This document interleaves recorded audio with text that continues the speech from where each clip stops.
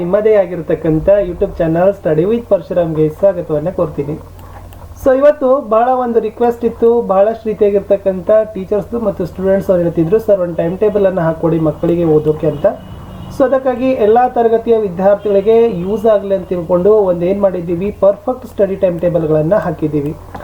ಇಲ್ಲಿ ಸೋಮವಾರದಿಂದ ಶುಕ್ರವಾರದ ವೇಳಾಪಟ್ಟಿ ಇದೆ, ಶನಿವಾರದ ವೇಳಾಪಟ್ಟಿ ಇದೆ, ರವಿವಾರದ ವೇಳಾಪಟ್ಟಿನೂ ಇದೆ. ತುಂಬ ಪರ್ಫೆಕ್ಟ್ ಆಗಿರ್ತಕ್ಕಂಥ ಬ್ಯಾಲೆನ್ಸ್ ಆಗಿರ್ತಕ್ಕಂಥ ವೇಳಾಪಟ್ಟಿ ಇದೆ ಅನಿಸುತ್ತೆ.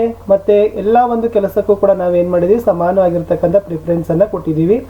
ಪರ್ಫೆಕ್ಟ್ ಅನಿಸುತ್ತೆ. ಸೊ ನಿಜಕ್ಕೂ ಇದು ನಿಮಗೆ ವೇಳಾಪಟ್ಟಿ ಭಾಳಷ್ಟು ಹೆಲ್ಪ್ ಆಗ್ತದೆ ಅಂತ ಅಂದ್ಕೊಳ್ತಾ ದಯಮಾಡಿ ವಿಡಿಯೋಗಳನ್ನು ಲೈಕ್ ಹಾಗೂ ಶೇರ್ ಮಾಡಲು ಮರೆಯದಿರಿ. ನೀವು ಫಸ್ಟ್ ಟೈಮ್ ನಮ್ಮ ವಿಡಿಯೋನ ವಾಚ್ ಮಾಡ್ತಿದ್ರೆ ಸಬ್ಸ್ಕ್ರೈಬ್ ಜೊತೆಗೆ ಬೆಲ್ ಐಕಾನನ್ನು ಅವಶ್ಯವಾಗಿ ಒತ್ತಿ. ಇದರಿಂದ ಮುಂಬರ್ತಕ್ಕಂಥ ವಿಡಿಯೋಗಳ ನೋಟಿಫಿಕೇಶನ್ ತಮಗೆ ಸಿಗುತ್ತೆ. ಪ್ರೈಮರಿ, ಹೈಸ್ಕೂಲ್ ಮತ್ತು ಕಾಂಪಿಟೇಟಿವ್ ಎಕ್ಸಾಮ್ಗೆ ಅನುಕೂಲವಾಗ್ತಕ್ಕಂಥ ವಿಡಿಯೋಗಳು ನಮ್ಮ ಯೂಟ್ಯೂಬ್ ಚಾನಲ್ನಲ್ಲಿದ್ದಾವೆ. ಒಂದು ಸಾರಿ ಹೋಗಿ ಪ್ಲೇಲಿಸ್ಟ್ಗೆ ಹೋಗಿ ಭೇಟಿ ಕೊಟ್ಟಿದ್ದೆ ಆದರೆ ಸೊ ನಿಮ್ಮ ಬೆನಿಫಿಟ್ ಆಗ್ತಕ್ಕಂಥ ವಿಡಿಯೋಗಳು ನಿಮಗಾಗಿ ಕಾಯ್ತಾ ಇದ್ದಾವೆ ಅಂತ ಹೇಳ್ತಾ ನಮ್ಮದೊಂದು ಟೆಲಿಗ್ರಾಮ್ ಗ್ರೂಪ್ ಅದ ಸ್ಟಡಿ ವಿತ್ ಪರಶುರಾಮ್ ಅಂತ.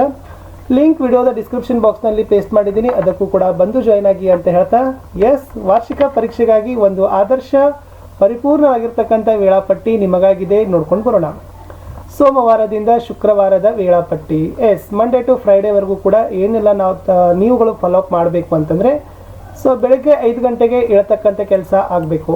ಸೊ ನಿದ್ದೆಯಿಂದ ತಾವೆಲ್ಲ ಎದ್ದು 5ರಿಂದ 5:30ವರೆಗೂ ಕೂಡ ನಿಮ್ಮ ಎಲ್ಲ ಬೆಳಗಿನ ಒಂದು ದೈನಂದಿನ ಶುಚಿತ್ವದ ಕೆಲಸಗಳನ್ನು ಮುಗಿಸ್ಕೊಂಡು ಸ್ಟಡಿಗೆ ನೀವೇನು ಮಾಡಬೇಕು, ರೆಡಿ ಆಗಬೇಕು.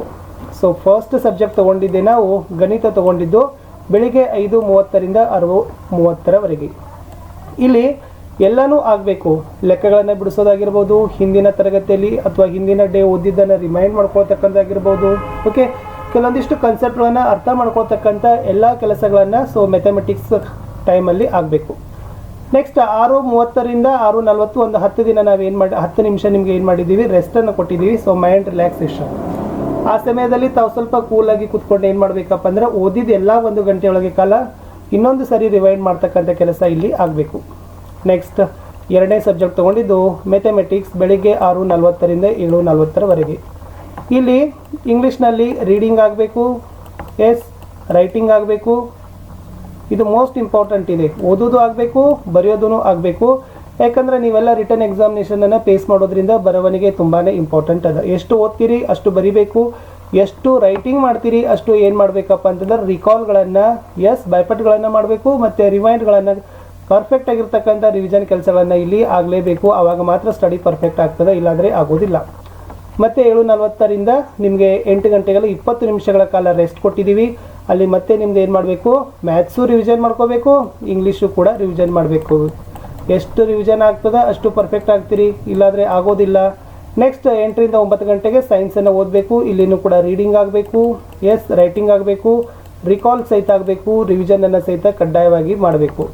ನೆಕ್ಸ್ಟ್ 9 ಗಂಟೆಯಿಂದ ಶಾಲೆಗೆ ಸಮಯವರೆಗೂ ಕೂಡ ತಾವೇನು ಊಟ ಮತ್ತು ಶಾಲೆಗೆ ಹೋಗಲು ರೆಡಿ ಆಗ್ತೀರಿ. 10ರಿಂದ 5 ಗಂಟೆವರೆಗೆ ತಮ್ಮ ಎಲ್ಲ ಅಮೂಲ್ಯ ಸಮಯ ಶಾಲೆಯಲ್ಲೇ ಕಳೀತೀರಿ. 5ರಿಂದ 5 ಗಂಟೆಗೆ ಶಾಲೆಯಿಂದ ಬಂದ ನಂತರ ಸ್ವಲ್ಪ ಅಲ್ಪೋಪಹಾರ ತೆಗೆದುಕೊಂಡು ವಿರಾಮವನ್ನು ಸಹಿತ ರೆಸ್ಟನ್ನು ಮಾಡ್ತೀರಿ. ಮುಂದೆ 5:45ರಿಂದ ಸಂಜೆ 7 ಗಂಟೆಯವರೆಗೆ 1 ಗಂಟೆ 15 ನಿಮಿಷ ಹೋಮ್ವರ್ಕನ್ನು ನೀವೇನು ಮಾಡಬೇಕು. ಶಾಲೆಯಲ್ಲಿ ಕೊಟ್ಟಿರ್ತಕ್ಕಂಥ ಎಲ್ಲ ಹೋಮ್ವರ್ಕ್ಗಳನ್ನು ಸಾಧ್ಯವಾದಷ್ಟು ಮಾಡಲಿಕ್ಕೆ ಪ್ರಯತ್ನವನ್ನು ಮಾಡಬೇಕು. ಯಾವ್ಯಾವ ವಿಷಯದಲ್ಲಿ ಕೊಟ್ಟಿವಲ್ಲ ಅಲ್ಲಿನೂ ಕೂಡ ಹೋಮ್ವರ್ಕ್ ಮಾಡಿದರೂ ಕೂಡ ಅಡ್ಡಿ ಇಲ್ಲ, ಬಟ್ ಹೋಮ್ವರ್ಕ್ ಮಾತ್ರ ಕಂಪ್ಲೀಟ್ ಆಗಲೇಬೇಕು. ನೆಕ್ಸ್ಟ್ 7ರಿಂದ 8 ಗಂಟೆವರೆಗೆ ಸಮಾಜ ವಿಜ್ಞಾನವನ್ನು ಓದಿ. ಅಂದರೆ ನಾವು ಬೆಳಿಗ್ಗೆ 3 ವಿಷಯ ಹಾಕಿದ್ದೀವಿ, ಸಾಯಂಕಾಲ 3 ವಿಷಯ ಹಾಕಿದ್ದೀವಿ. ಇದು ಸಮಾಜ ವಿಜ್ಞಾನ 4ನೇದು. ಮತ್ತು 8ರಿಂದ 8:10ವರೆಗೆ 10 ನಿಮಿಷಗಳ ಕಾಲ ವಿರಾಮ ಇದೆ. ಸೊ ಮತ್ತೆ ರಿವೈಂಡ್ ಆಗಬೇಕು. 8:10ರಿಂದ 9:10ವರೆಗೆ ಕನ್ನಡ ವಿಷಯವನ್ನು ತಾವೇನು ಮಾಡಬೇಕು, ಓದಬೇಕು. ಇದು 5ನೇ ವಿಷಯ ಇತ್ತು. ಮುಂದೆ 9:10ರಿಂದ 9:40 ಅರ್ಧ ಗಂಟೆವರೆಗೆ ಊಟ ಮತ್ತು ಎಲ್ಲೋ ಹೋಮ್ವರ್ಕ್ ಉಳಿದಿತ್ತಂದ್ರೆ ಹೋಮ್ವರ್ಕನ್ನು ಮಾಡ್ತಕ್ಕಂಥ ಕೆಲಸವನ್ನು ಮಾಡಬೇಕು. ಲಾಸ್ಟ್ 9:40 to 10:30 ಬರೀ 50 ನಿಮಿಷ ನಮ್ಮ ಭಾಷೆ ತೃತೀಯ ಭಾಷೆ ಹಿಂದಿಗೆ ನಾವೇನು ಮಾಡಿದ್ದೀವಿ, ಕೊಟ್ಟಿದ್ದೀವಿ. ಲಾಸ್ಟ್ 10:30ರಿಂದ 5 ಗಂಟೆವರೆಗೆ ಒಂದು ಸಾರಿ ಏನು ಮಾಡಬೇಕಪ್ಪ ಅಂತಂದರೆ ಎಲ್ಲ ಸಬ್ಜೆಕ್ಟ್ಗಳನ್ನು ರಿವೈಂಡ್ ಮಾಡಬೇಕು. ನಿದ್ದೆಕ್ಕಿಂತ ಮುಂಚೆ ಆಲ್ ಸಬ್ಜೆಕ್ಟ್ ರಿವಿಷನನ್ನು ಮಾಡಬೇಕು. ಒಂದು ಸಾರಿ ನಿಮ್ಮ ತಲೆ ಮುಂದೆ ಬಂದು ಹೋಗಬೇಕು. ಆಲ್ ಸಬ್ಜೆಕ್ಟ್ಗಳು ಜಸ್ಟ್ ಓನ್ಲಿ ಒಂದು ರೀತಿಯಾಗಿ ಗ್ಲಾನ್ಸ್ ಆಗಿ ಒಂದು ರೀತಿ ಮೆಲುಕು ಮೆಲುಕು ನೋಟ ಅಂತಾರಲ್ಲ, ಏನೆಲ್ಲ ಓದಿದ್ದೀನಿ, ಏನೆಲ್ಲ ಪರ್ಫೆಕ್ಟ್ ಆಗಿತ್ತು ಅನ್ನೋದನ್ನು ಆಲ್ ಸಬ್ಜೆಕ್ಟನ್ನು ರಿವಿಷನ್ ಮಾಡಿಕೊಂಡೇ ನಿದ್ದೆಯನ್ನು ಮಾಡಬೇಕು. ಇದು ಒಂದನೇದು. ಮತ್ತು ಬೆಳಗ್ಗೆ ಎದ್ದ ಕೂಡಲೇ ನಿನ್ನಿಂದ ಏನು ಓದಿದ್ದೀವಿ ಅಂತ ರಿವಿಷನ್ ಮಾಡಿನೇ ಸೊ ಕೆಲಸ ಕಾರ್ಯಗಳನ್ನು ಆಗಬೇಕು. ಇಷ್ಟು ಮಂಡೇ ಟು ಫ್ರೈಡೇ ಆಗಿರ್ತಕ್ಕಂಥ ಡೈಲಿ ರೂಟೀನನ್ನು ನಾನು ನಿಮಗೆ ಕೊಟ್ಟಿದ್ದೆ. ಇನ್ನು ಶನಿವಾರದ ವೇಳಾಪಟ್ಟಿದೆ, ಇದು ಮೋಸ್ಟ್ ಇಂಪಾರ್ಟೆಂಟ್ ಇದೆ. ಮತ್ತು ಬೆಳಿಗ್ಗೆ 5 ಗಂಟೆ ಕೇಳ್ತೀರಿ, ಹಿಂದಿನ ದಿನದ ಓದಿರ್ತಕ್ಕಂಥದ್ದನ್ನು ರಿವೈಂಡ್ ಮಾಡ್ತೀರಿ. 5ರಿಂದ 5:30 ಸುಚಿತ್ವದ ಕೆಲಸ, 5:30ರಿಂದ 6:30 ಮ್ಯಾಥಮೆಟಿಕ್ಸನ್ನು ಓದ್ತೀರಿ. 6:30ರಿಂದ 7 ಗಂಟೆವರೆಗೆ ಹೋಮ್ವರ್ಕನ್ನು ಮಾಡಿಕೊಂಡು 7ರಿಂದ 7:30 ಶಾಲೆಗೆ ಹೋಗಲಿಕ್ಕೆ ರೆಡಿ ಆಗ್ತೀರಿ. 7:30ರಿಂದ 12 ಗಂಟೆವರೆಗೆ ಎಲ್ಲ ಸಮಯ ಶಾಲೆಯಲ್ಲೇ ಕಳಿತೀರಿ. ಶಾಲೆಯಿಂದ ಬಂದ ಕೂಡಲೇ 12ರಿಂದ 1 ಗಂಟೆವರೆಗೆ ನಿಮಗೆ ರೆಸ್ಟು ಮತ್ತು ಊಟಕ್ಕೆ ಟೈಮನ್ನು ಕೊಟ್ಟಿದ್ದೀವಿ. ನೆಕ್ಸ್ಟ್ 1ರಿಂದ 2 ಗಂಟೆ ಮಧ್ಯಾಹ್ನದವರೆಗೆ ಸೈನ್ಸನ್ನು ಓದಬೇಕು. ಮುಂದೆ 2ರಿಂದ 3 ಗಂಟೆವರೆಗೆ ಕೊಟ್ಟಿರ್ತಕ್ಕಂಥ ಶಾಲೆಯಲ್ಲಿನ ಹೋಮ್ವರ್ಕನ್ನು ಕಂಪ್ಲೀಟ್ ಮಾಡಬೇಕು. ಮತ್ತು 3ರಿಂದ 4 ಗಂಟೆವರೆಗೆ ಇಂಗ್ಲೀಷನ್ನು ಓದಿ. ನೆಕ್ಸ್ಟ್ ಸ್ಯಾಟರ್ಡೆ 4ರಿಂದ 5 ಗಂಟೆ ನಿಮ್ಗೆ ಏನು ಕೊಟ್ಟಿದ್ದೀವಿ ಅಂದರೆ ಕ್ವಿಜ್ ಆಗಿರ್ಬೋದು, ಪ್ರಾಕ್ಟೀಸ್ ಪೇಪರ್ಸ್ ಆಗಿರ್ಬೋದು, ಯೂನಿಟ್ ಟೆಸ್ಟ್ ಕ್ವಶನ್ ಪೇಪರ್ ಆಗಿರ್ಬೋದು, ಅವೆಲ್ಲ ಸಾಲ್ವ್ಗಳನ್ನು ಮಾಡಬೇಕು. ಮತ್ತು 5ರಿಂದ 6 ಗಂಟೆವರೆಗೆ ಇನ್ನೊಂದು ಕೆಲಸ ಕೊಟ್ಟಿದ್ದೀವಿ, ರೈಟಿಂಗ್ ಪ್ರಾಕ್ಟೀಸನ್ನು ಮಾಡಬೇಕು, ಚಿತ್ರಗಳನ್ನು ರೂಢಿ ಮಾಡಬೇಕು. ವಿಶೇಷವಾಗಿ ವಿಜ್ಞಾನದಲ್ಲಿ ಬರ್ತಕ್ಕಂಥ ಚಿತ್ರಗಳು ಮತ್ತು ಬರವಣಿಗೆಯಲ್ಲಿ ಬರ್ತಕ್ಕಂಥ ದೀರ್ಘ ಉತ್ತರ ವೇಸ್ತಕ್ಕಂಥ ಪ್ರಶ್ನೆಗಳನ್ನ ಸ್ವಲ್ಪ ಚೆನ್ನಾಗಿ ರೈಟಿಂಗ್ ಪ್ರಾಕ್ಟೀಸನ್ನು ಮಾಡಬೇಕು ಈ 1 ಗಂಟೆಯಲ್ಲಿ. ಮುಂದೆ 6ರಿಂದ 7 ಗಂಟೆವರೆಗೆ ನಿಮ್ಮ ಆಟಗಳನ್ನು ಕೊಟ್ಟಿದ್ದೀವಿ, ವಿಶೇಷವಾಗಿ ಆಟಗಳನ್ನು ಆಡಿ. 7ರಿಂದ 7:15 ಮತ್ತೆ ಸ್ವಲ್ಪ ಟಿಫಿನ್ ಲೈಟಾಗಿ ಏನಾದರೂ ಸ್ವಲ್ಪ ಟಿಫಿನನ್ನು ಮಾಡಿಕೊಂಡು 7:15ರಿಂದ 8:15 ಕನ್ನಡ ವಿಷಯವನ್ನು ಓದಿ. 8:20ರಿಂದ 9 ಗಂಟೆವರೆಗೆ ಮತ್ತೆ ಉಳಿದಿರ್ತಕ್ಕಂಥ ಹೋಮ್ವರ್ಕ್ ಕಂಪ್ಲೀಟ್ ಮಾಡಿಕೊಡ್ರಿ. 9ರಿಂದ 9:30 ರಾತ್ರಿ ಊಟವನ್ನು ಮಾಡಿಕೊಂಡು ಮತ್ತೆ 9:30ರಿಂದ 10:30 ಹಿಂದಿಯನ್ನು ಓದಬೇಕು. 10:30ರಿಂದ ಆಲ್ ಸಬ್ಜೆಕ್ಟ್ ರಿವಿಷನನ್ನು ಮಾಡಬೇಕು. ಓದಿರ್ತಕ್ಕಂಥ ಎಲ್ಲ ಸಬ್ಜೆಕ್ಟ್ಗಳ ರಿವೈಂಡ್ ಮಾಡಿನೇ ನಿದ್ದೆಗೆ ಜಾರಬೇಕು. ಸೊ ಬೆಳಿಗ್ಗೆ 7 ಗಂಟೆಗೆ ಎದ್ದು ಮತ್ತೆ ಹಿಂದಿನ ದಿನದ ರಿವಿಷನ್ ಆಗಲೇಬೇಕು.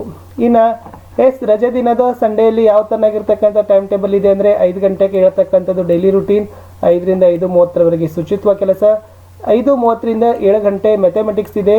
ಇಲ್ಲಿ ಸಂಡೇನ ಪ್ರತಿ ವಿಷಯನೂ 1.5 ಗಂಟೆಗಳ ಕಾಲ ಕೊಟ್ಟಿದ್ದೀವಿ, 1.5 ತಾಸು. ಯಾಕಂದ್ರೆ ವೀಕ್ಲಿ ಇರ್ತದ, ರಿವೈಂಡು ಆಗಬೇಕಾಗ್ತದೆ, ಲೆಕ್ಕ ಬಿಡಿಸ್ಲೂಬೇಕಾಗ್ತದೆ, ತಲೆಯಲ್ಲಿ ಇಟ್ಕೊಳ್ಳಬೇಕಾಗ್ತದೆ. ಓಕೆ, 7ರಿಂದ 8 ಗಂಟೆವರೆಗೆ ಗೃಹ ಕೆಲಸ ಮಾಡಬೇಕು. 8ರಿಂದ 8:30 ಟಿಫಿನನ್ನು ಮಾಡಿಕೊಂಡು 8:30ರಿಂದ 10 ಗಂಟೆವರೆಗೆ 1.5 ಗಂಟೆ ವಿಜ್ಞಾನ ವಿಷಯವನ್ನು ಓದ್ಕೊಳ್ರಿ. ಮುಂದೆ 10ರಿಂದ 12 ಗಂಟೆವರೆಗೆ ಮತ್ತೆ ಹೋಮ್ವರ್ಕ್ ಇದ್ರೆ ಅಥವಾ ಏನಾದರೂ ಪ್ರಾಜೆಕ್ಟ್ಗಳಂತಂದ್ರೆ ಅದನ್ನೆಲ್ಲ ಕಂಪ್ಲೀಟನ್ನು ಮಾಡಿರಿ. ವಿಶೇಷವಾಗಿ ಪ್ರಮೇಯಗಳನ್ನು ರೂಢಿ ಮಾಡ್ಕೊಳ್ಳಿಕ್ಕೆ ಮರಿಬೇಡಿ. 12ರಿಂದ 1 ಗಂಟೆ 1 ತಾಸು ಮಧ್ಯಾಹ್ನ ಊಟ ಮಾಡಿ. 1ರಿಂದ 2 ಗಂಟೆವರೆಗೆ ರೆಸ್ಟನ್ನು ಕೊಟ್ಟಿದ್ದೀವಿ. ಸಾಧ್ಯವಾದಷ್ಟು ನಿದ್ದೆ ಬೇಕಾದರೂ ನಿದ್ದೆ ಮಾಡ್ಬೋದು ಅಥವಾ ರಿವಿಷನ್ ಮಾಡ್ತಕ್ಕಂಥ ಕೆಲಸಗಳನ್ನು ಸಹಿತ ಮಾಡ್ಕೊಳ್ಬೋದು. 2ರಿಂದ 4 ಗಂಟೆ 2 ಗಂಟೆ ಇಂಗ್ಲೀಷನ್ನು ಓದ್ಕೊಡ್ರಿ. 4ರಿಂದ 5 ಗಂಟೆ ಮತ್ತೆ ಕ್ವಿಜ್ಜು ಮತ್ತು daily unit test question paper, mock test, practice ಟೆಸ್ಟ್ಗಳನ್ನು ಅಟೆಂಡ್ ಮಾಡಿ. 5ರಿಂದ 6 ಗಂಟೆವರೆಗೆ ಮತ್ತೆ ಬರವಣಿಗೆ ರೂಢಿ ಮಾಡಬೇಕು. ಚಿತ್ರ ಮತ್ತು ಭಾರತದ ನಕ್ಷೆಗಳನ್ನು ರೂಢಿ ಮಾಡ್ಕೊಳ್ಬೇಕು. ಮತ್ತು 6ರಿಂದ 7 ಗಂಟೆವರೆಗೆ ಆಟಕ್ಕೆ ಸಮಯ ಕೊಟ್ಟಿದ್ದೀವಿ ಸಂಜೆ. 7ರಿಂದ 7:15 ಅಲ್ಪೋಪಹಾರ ಇದೆ. 7:15ರಿಂದ 8:15 ಕನ್ನಡ ವಿಷಯದ ಅಭ್ಯಾಸವನ್ನು ಮಾಡಿ ಕೇವಲ 1 ಗಂಟೆ ಇದೆ. 8:20ರಿಂದ 9 ಗಂಟೆವರೆಗೆ ಗೃಹ ಕೆಲಸ, ಹೋಮ್ವರ್ಕ್ ಮಾಡ್ತಕ್ಕಂಥದ್ದು. 9ರಿಂದ 9:30 ರಾತ್ರಿ ಊಟ. 9:30ರಿಂದ 10:30 1 ಗಂಟೆ ಹಿಂದಿ ಓದಿ. 10:30ರಿಂದ 5 ಗಂಟೆಗೆ ನಿದ್ದೆ ಮಾಡಿ ಮತ್ತೆ ಎಲ್ಲ ಆಲ್ ಸಬ್ಜೆಕ್ಟನ್ನು ರಿವಿಷನ್ ಮಾಡಿ ಮತ್ತೆ ತಾವೇನು ಮಾಡಬೇಕು, ನಿದ್ದೆಗೆ ಜಾರಬೇಕು ಅಂತಕ್ಕಂಥದ್ದು. ವಿದ್ಯಾರ್ಥಿಗಳೇ, ಇದು ಸಲಹಾತ್ಮಕವಾಗಿರ್ತಕ್ಕಂಥ ವೇಳಾಪಟ್ಟಿ. ಓಕೆ, ನಾನು ಸಜೆಸ್ಟ್ ಮಾಡಿದ್ದೀನಿ ಈ ಥರ ಮಾಡಬೇಕು ಅಂತ. ಇದೇ ಥರ ಪರ್ಫೆಕ್ಟಾಗಿ ಆಗ್ತದೆ ಅಂತ ನಾನು ಹೇಳಲಿಕ್ಕಾಗೋದಿಲ್ಲ. ಬಟ್ ನನಗಂತೂ ಶ್ಯೂರ್ ಅದ 100% ಇದು ಪರ್ಫೆಕ್ಟ್ ಆಗಿರ್ತಕ್ಕಂಥ ಸ್ಟಡಿ ಟೈಮ್ ಟೇಬಲ್. ವಿಷಯಗಳನ್ನು ನಿಮ್ಮ ಅನುಕೂಲಕ್ಕೆ ತಕ್ಕಂತೆ ನೀವುಗಳು ಬದಲಾವಣೆ ಮಾಡ್ಕೊಳ್ಬೋದು. ಓವರ್ ಆಲ್ ನಿಮ್ಮ ಸ್ಟಡಿ ಆಗಬೇಕು, ನೀವು ಅಚೀವರ್ಸ್ ಆಗಬೇಕು ಅನ್ನೋದೇ ನಮ್ಮ ಚಾನಲ್ನ ನಮ್ಮ ಒಂದು ಆಶಯ. ಸೊ ಅವಶ್ಯಕತೆ ಅನಿಸಿದರೆ, ಇದನ್ನು ನಿಮಗೆ ಚೆನ್ನಾಗಿ ಅನಿಸಿದರೆ ಟೈಮ್ ಟೇಬಲನ್ನು ಅಡಾಪ್ಟ್ ಮಾಡ್ಕೊಳ್ಬೋದು.